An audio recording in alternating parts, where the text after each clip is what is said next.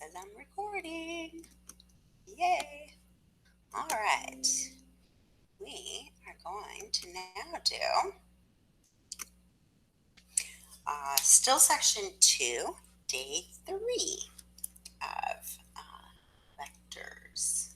Yeah, some more vectors in the plane. Okay, so start off with an example. A particle moves in the plane with position vector given by sine of 3t and cosine of 5t. We're going to find the velocity and the acceleration vectors and determine the path of the particle. So velocity, you'll take the derivative. You're going to take the derivative of sine of 3t with respect to t. Notice there is chain rule there, right? Because of this 3t is inside of sine, right? So derivative of sine is cosine, but then chain rule would say times 3. Derivative of cosine is negative sine of 5t, but then chain rule again times 5, so that you've got that the velocity will be 3 times cosine of 3t, and then negative 5 sine of 5t.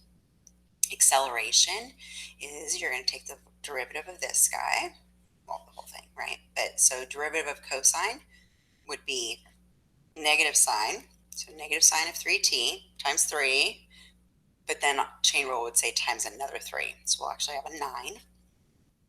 Derivative of sine is cosine, chain rule again. So your acceleration will be a negative 9 sine of 3t and a negative 25 cosine of 5t. Now the path, we're going to do that on our graphing calculator. Now you want to graph in parametric mode, and all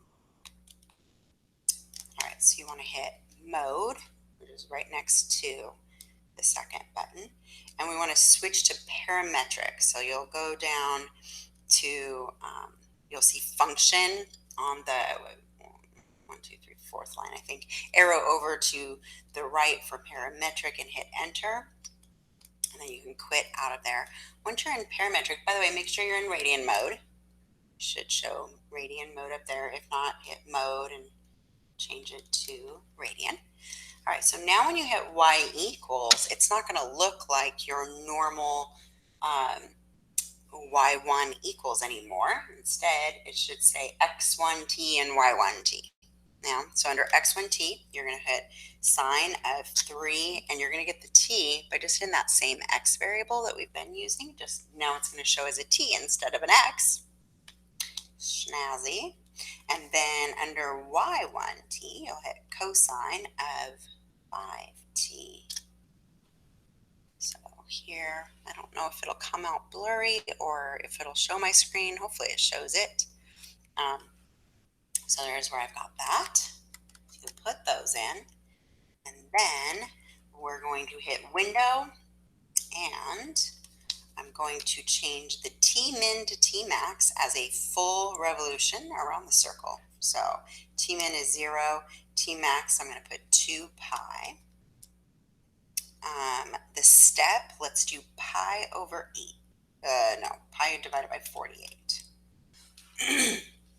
Xmin, you'll hit negative 1, Xmax to 1. So that's what these values. This is Tmin, Tmax, T-step, Xmin, Xmax. Scale, you can just do 1. Ymin, Ymax, Y scale, just do 1. It's like how many tick marks they show and stuff. All right, and then when you hit graph, ooh, that's pretty. You should get that. Oh, isn't that so pretty? Isn't there beauty in math? Who knew? All right, so that's how you graph it in parametric mode, right? Parametric, because your x is in terms of t, your y is in terms of t also. So, all right. Let's do another example. It says a particle moves in an elliptical path so that its position at any time t greater than 0 or equal to 0 is given by 4 sine of t, 2 cosine of t. We're going to find the velocity and acceleration vectors. So if this is the position, our position vector would be the same guy with angle brackets. Velocity is take the derivative of each of these parts, but with respect to t.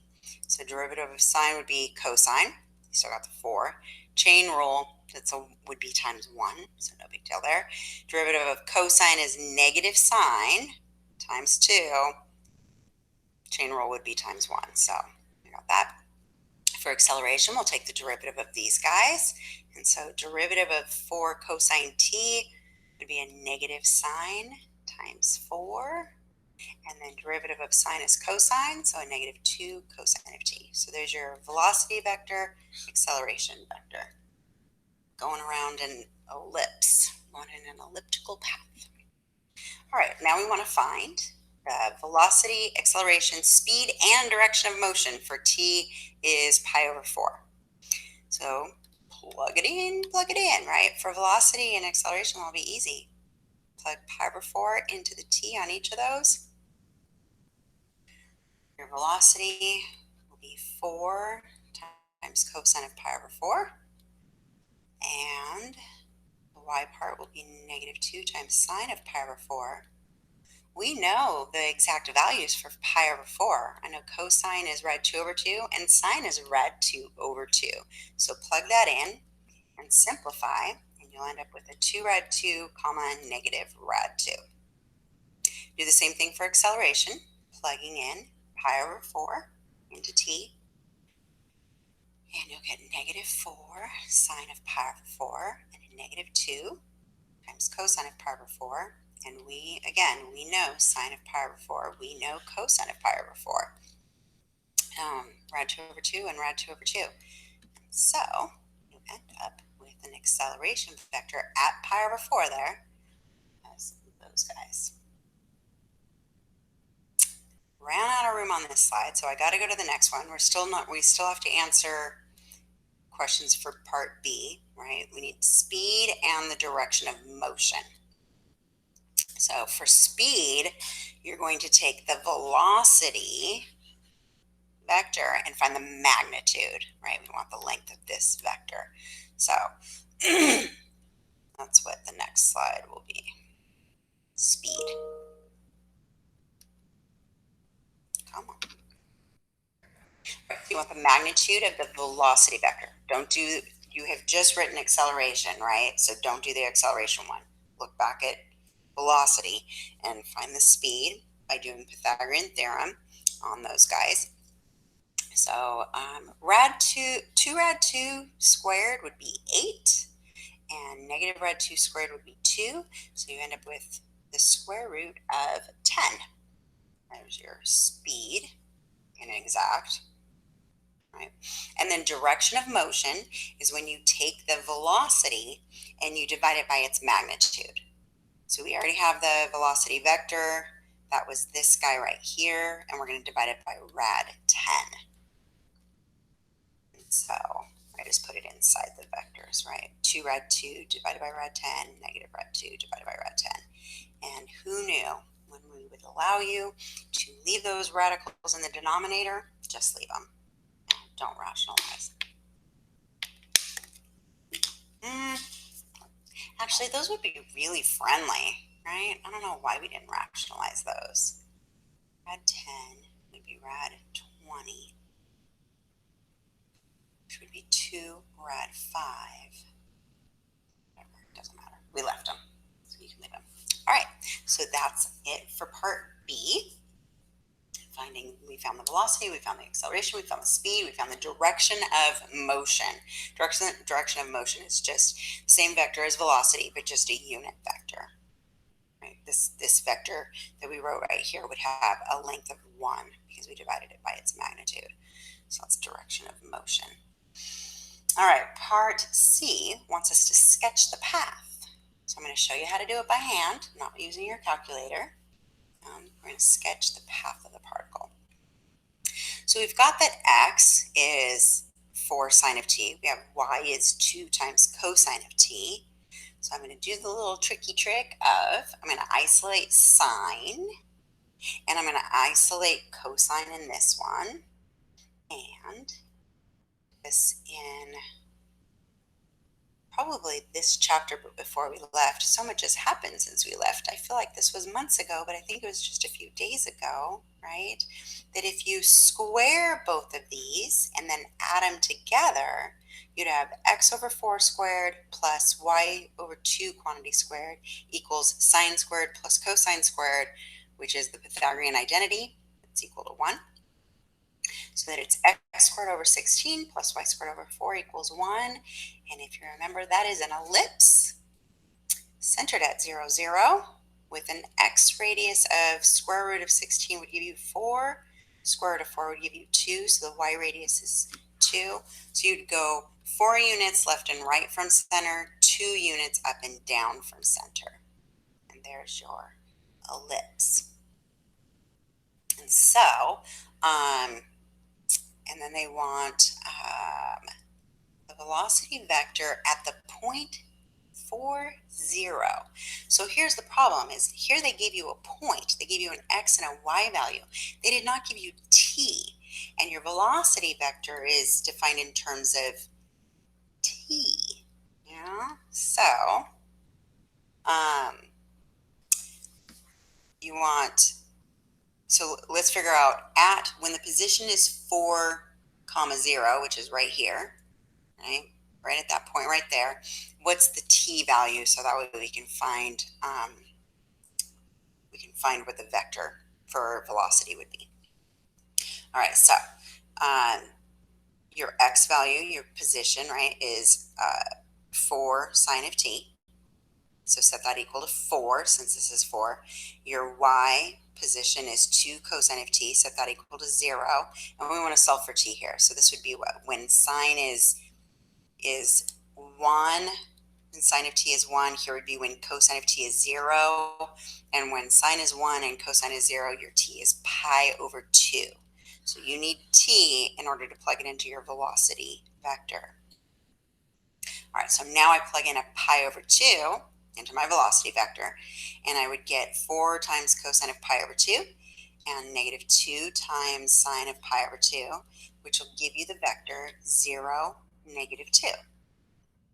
So what does that mean? Well, that means that, and we'll draw, it says show, right? Sketch the path of the particle and show the velocity. So the velocity, what you do is you draw a vector coming from that point. So we just figured out from 4, 0, my velocity is 0, negative 2, which means from this point, I don't go horizontal at all. I'm going down 2 units. I drew an arrow, drawing straight down. That is that velocity vector coming from the point 4, 0. Velocity is pointing straight down. So what that tells me is that this is the motion, right? From here, I'm going down. So that means that the particle is traveling around this ellipse this way. That's what that velocity pointed. If the velocity vector had pointed straight up, it would mean that it's going around the ellipse this way. But because it's pointing straight down, it tells you the direction of motion. It's telling you it's going around this way. All right, so, and then the next question, well, I just gave it to you, right? Does the particle travel clockwise or counterclockwise around the origin? Because this velocity vector is pointing down, that's telling me it's getting pulled this way. So like that. All right. So clockwise. Because if you look at that vector at 4, 0, down, which tells you it's going around. It's going around that. I think I keep saying circle. Sorry, you're just going around the ellipse in that direction. Okay, there's that example. Let's look at displacement and distance traveled. We've talked about this before, but just with horizontal changes, right? The difference here is we're moving in a plane, right? And we're talking about parametric. Things are defined parametrically in this chapter.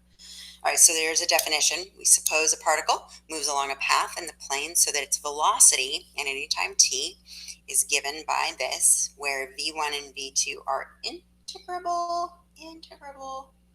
I never say that word right, but whatever. Functions of t.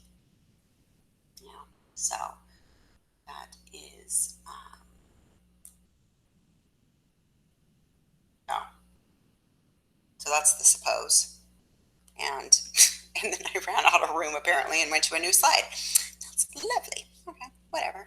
We go with it. All right, so suppose that this guy moves in the plane so that it's you're given velocity this time, right? And they are integratable is what I really want to say. The book says integrable, but you can integrate them. Yes, they are functions that can be integrated. That's what that means. But they've given it to you in terms of its velocity, not its position. Well, in order to find the displacement from when t is a to t is b, you integrate each of these parts from a to b. You integrate the x component and then you integrate the y component. That will give you the displacement from a to b. Note, big old note here. No, it's on there. So what we do is we will add this vector to the position, to the initial position at A to get a final position at B. So this is just the displacement. So to get it, if they're asking for the final position when t is B, then you want to add this displacement vector to your initial position point. Now, you remember distance is different from displacement, right? If I leave my house right now and I drive to school and then I drive back home, my displacement, I started at home, I ended at home. My displacement is 0. But obviously I traveled a distance, right? I traveled whatever the distance is from my house here to home to school. And then back again. So distance traveled, if you remember, we've done this before, you take the absolute value, right? And so you're going to integrate the absolute value of the velocity, which is the speed, right? And you're going to integrate it from, I shouldn't say it's speed because, yeah, whatever. But it's Pythagorean theorem, right? Square root of v1 squared plus v2 squared, and integrating it from A to B. And hopefully you notice that this really is the same formula as the length of a parametric curve.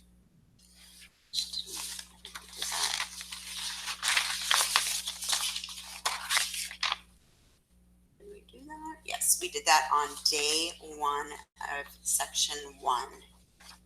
Yeah, arc length of a parametric curve. It's the same thing.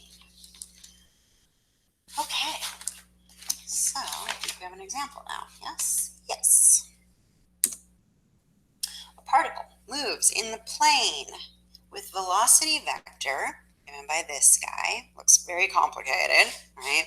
And at t equals 0, the particle is at the point 1, 5. We want to find the position of the particle at t equals 4. So what you need to do is find the displacement from when t is 0 until t is 4.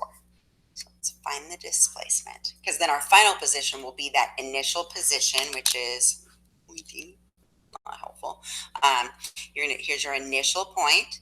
We're going to find the displacement by integrating the velocity, and then we'll add that displacement to this initial point to figure out this final position at t equals 4. All right, so let's find the displacement.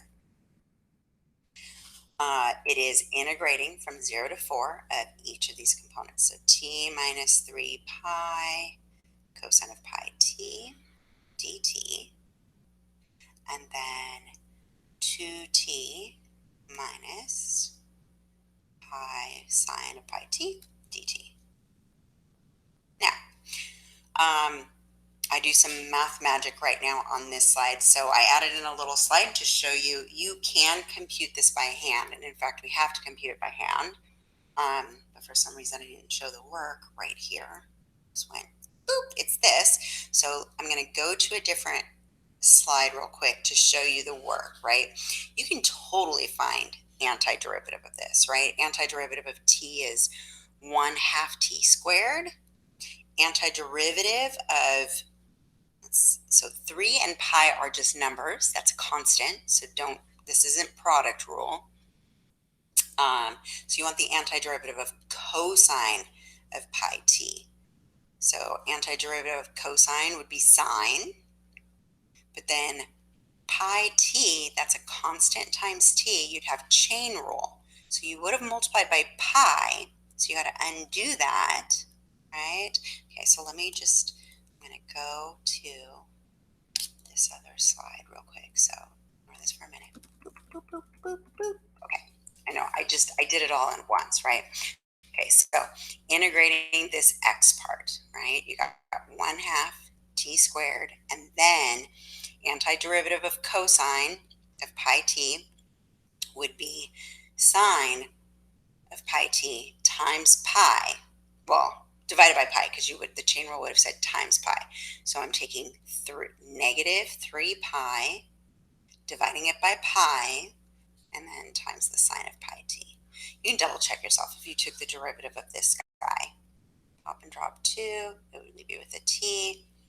Derivative of this guy would be, derivative of sine is cosine of pi t, but then times pi, chain rule would say times pi, so it would leave you with a minus 3 pi cosine of pi t. Yeah? Okay. And then you evaluate it from 0 to 4. So you plug in a 4 first into t, you get 1/2 4 squared minus 3 sine of 4 pi, and then subtract from it, plugging a 0, which you want to do, because not always when you plug in a 0 do you get 0. In this case you do, right? You get 1/2 16 sine of 4 pi, that's the positive x-axis, so it would be 0. 0, and then sine of 0, of course, is 0. So you end up with an 8 as your x component, right, of your displacement. And then we're going to integrate the y component. So reverse pop and drop of this guy would be t squared, and do the same thing here. Antiderivative of sine would be negative cosine. Oh, but you already have a minus here. All right, so it would be a cosine of pi t. This pi chain rule would say you would have multiplied by pi. You got it right there, right? So antiderivative of negative pi sine of pi t would be a cosine of pi t. Take the derivative of that and you'll see, right? Derivative of cosine is negative sine, so you'd have a negative sine of pi t, but then chain rule would say times pi. So you end up getting that guy. Evaluating that from 0 to 4, plugging in the 4 first, give you a 4 squared plus cosine of 4 pi, and then subtract from it. Here's where you're going to see, not always when you plug in a 0 do you get a 0. So plugging in a 0 into t here gives you 0 squared plus cosine of 0. So you get 16 plus 1 minus 0 plus 1. And so then you get 16 plus 1 minus 1, so 16. That's your y part of your displacement vector. All right, I'm going to go back to that previous slide to show you. Here we got that. 8, 16. Yeah, you totally do this by hand. All right, so that's your displacement vector. We're going to add that to your initial point to get a final point of 921. That is the final position at t equals 4.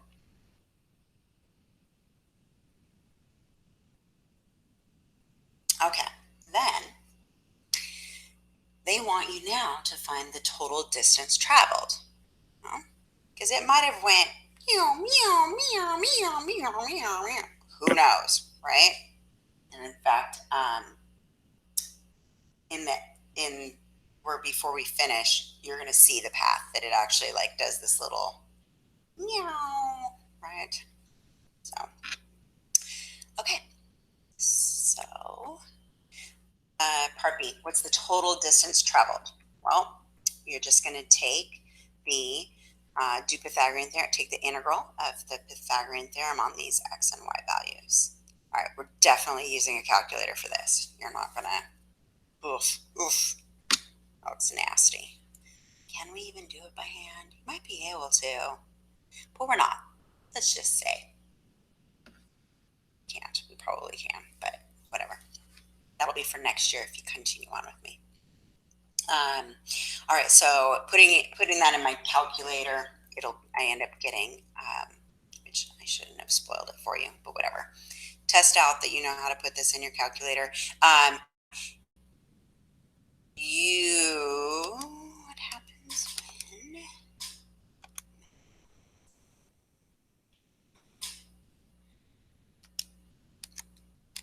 does it still, whoops, damn it, whoops, hi. Oh, it still uses T. Should be fine though. I'm still in parametric mode, but should be fine. You know what? I don't know that I've ever tried putting in integral in there in parametric mode. Whatever, I'm not gonna waste time. If you get a different answer than that, then change it back to function before you put in and then just use X's. I would think that it would still work with T's though. So you should be okay, but I'm not 100% positive. Okay. Part C. Nope, not part C. Example 10. They want you to determine the path that the particle in that previous example travels, going from that initial point to the ending point, right? Which is what we just found. Yes. So this is an initial value problem, which means that the position vector.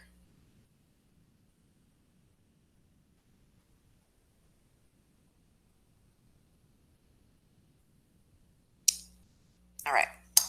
So graphing the position vector just in general is what we are going to need to do. Yeah, because then it'll give us the loop-to-loop. Okay. All right, so we're going to graph the position vector, determining the path. Path is position, right? So if we do the vector, then that'll work. Okay. So first of all, we need to find what that position vector is because all we had was the velocity vector, right? So we already did this by hand, I showed you, but the only difference here is now we can actually find what that C value is, what that constant is. So you're going to integrate it with an indefinite integral, right? Not having limits there. And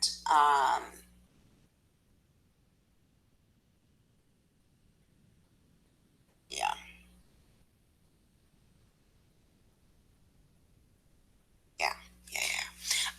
So not having limits there. So you get the same antiderivative, right? But then you need the plus C. But then we know, I'll do the same thing with y, right? Antiderivative, and then the plus C. And then we can solve for t now because our initial condition was at t equals 0, and we know what x is when t is 0, we know what y is when t is 0.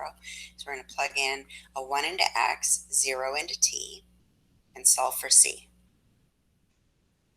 Sine of 0 is 0, so that zeroes out. And that'll give you that c is 1. And for the x position part, right? And then do the same thing with y. When t is 0, y is 5. This time your cosine of 0, though, is not 0. That's a 1. So subtracting that 1 over, you're going to get c is 4. So your position vector will be given by the 1/2 t squared minus 3 sine of pi t, but then plus 1. And the y component will be the t squared plus cosine of pi t plus 4. So there's your position vector. Yeah. And then we are going to put that in our graphing calculator. Yeah. Where you're going to put under the x1t, because we're in parametric mode, right? x1t, you'll put this guy, and then y1t, you'll put that one. Hopefully. Vector. it. Go into y equals, and you should still have x1t and y1t, and under x1t, we'll put 1/2 t squared, I'm just going to put 0.5 t squared minus 3 sine of pi t, and that parenthesis, end it, sine of pi t, and then plus 1. Hit enter. Under y1, do t squared plus cosine of pi t, and the end that parenthesis that the cosine started, and then plus 4. Hit enter. My window, I'm going to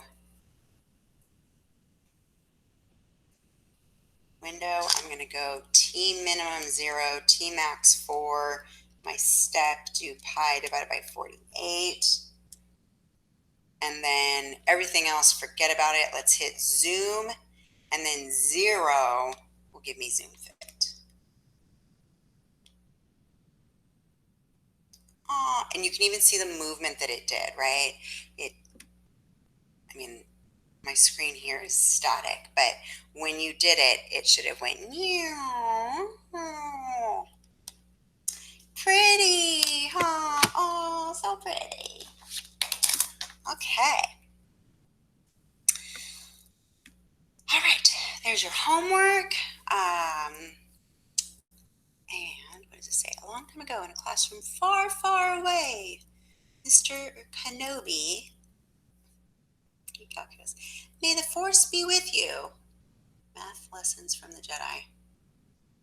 All right, sorry, but what does it say? Obi-Wan teaches Luke about the resultant vectors and the force.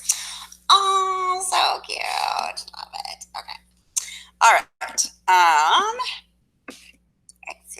Éxito.